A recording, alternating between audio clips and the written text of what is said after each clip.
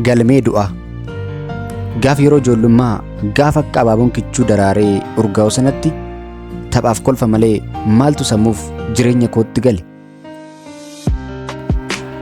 Kan si jaallatu jaallattee, kan garaa sitti jabaatus dhungattee, kan nyaara sitti guures hammattee guddatte.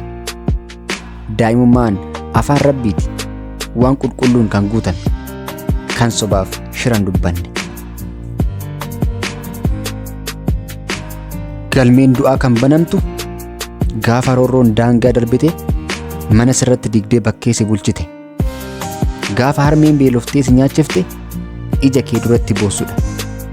Gaafa abbaan kee jabaan biyyee haadhee si boonse ija kee duratti fannifamuudha. Gaafsan galmeen du'aa banamti. Yakkatu hamaa si taasisa. Eenyummaa kee ganamaa si gansiise bineensa si godha.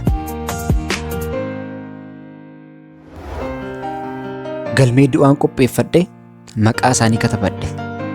Gaaf dhugaan dhokattee somni sirratti mana jaaru jechi kamuu si jajjabeessuudhaaf sin gargaaru. Kan seenaa koo ganamaa booresse, kan na cabsee duubatti na deebise, isa kanaaf galmee jabaatu qophaa'e kan qalama gurraachaan barraa'e. Isa galmeen du'aa kan ittiin boonu, kanan mataa koo ol qabee eenyummaa koo hin boonu.